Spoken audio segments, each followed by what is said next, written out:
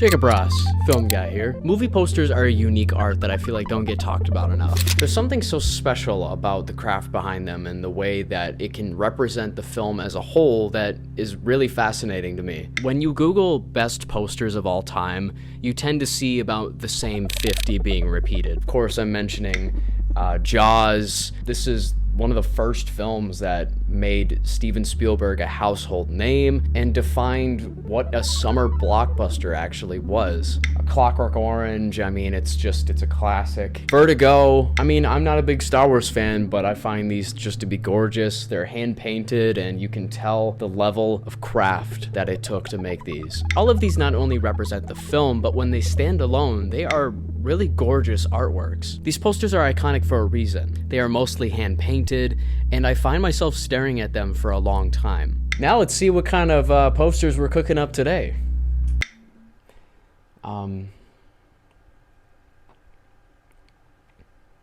At least I know who's in the film. So here's the problem.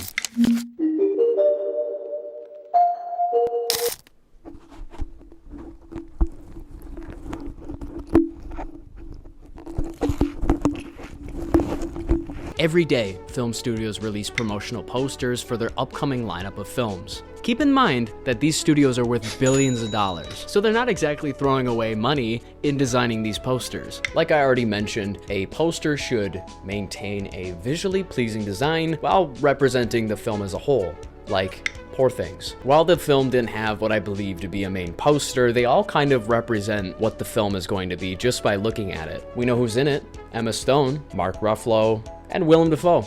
Just by looking at the design, we can tell that the film is going to be very trippy, very surreal, very colorful. Each poster shows something different as well. We get to see some of the wonderfully designed costumes by Holly Waddington, and some very interesting surreal designs. After watching the film, going back to these posters, I've found something new to appreciate. I acknowledge that the posters are not the main way of advertising for these films. I think trailers carry a little more weight in the marketing, but standalone, these are still very important. Posters come first, trailers come second. So when your poster is the first thing that audiences are going to see of your film, it has to be unique, cohesive, and attractive to look at. Imagine seeing this Halloween poster back in 1978. Michael Myers who? This poster gives away nothing. There's a guy with a knife, and he came home. I couldn't imagine what it was like to see Michael Myers in the theater for the first time after we didn't see him in any of the marketing.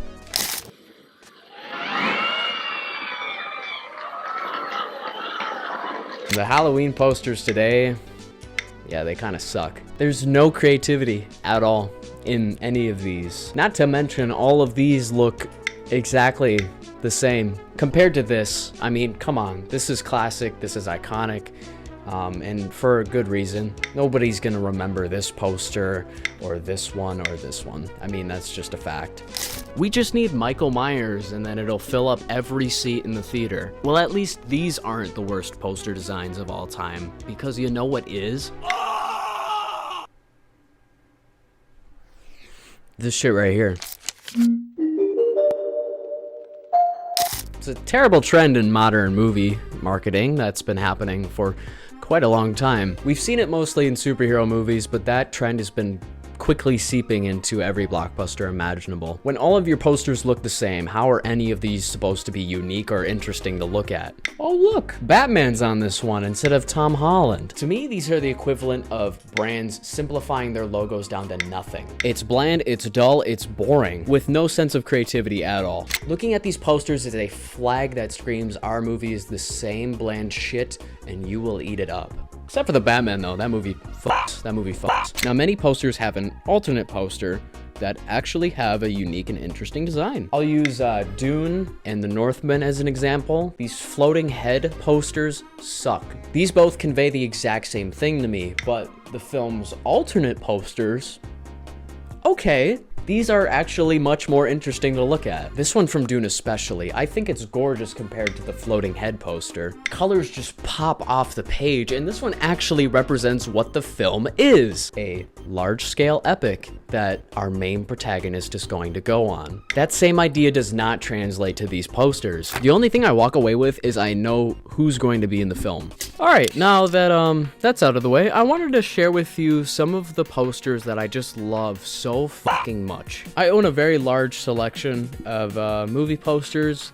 It might be a problem. I already showed off Poor Things here. I find this poster just to be absolutely gorgeous. I own an Eraserhead poster, Everything Everywhere All at Once. It perfectly fits the film, and it just goes all maximalist, and I just find myself staring at this poster for hours on end. I also got Parasite and many, many more. To hold one poster in particular high above the rest, House.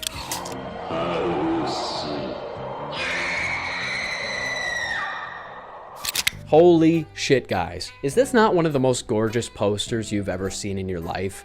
This was made by Sam Smith, and I mean, just wow. Hold on, let me turn off this other light so you can actually see this. There we go. Okay, the orange color pops. I mean, it doesn't get better than this, honestly. I mean, just the font choice, like the watercolor effect around the cat, the face in general, just gorgeous. I need this. Somebody send this to me. This might be my favorite poster of all time. Also going along with one of my favorite films that I own on Criterion. Look at us.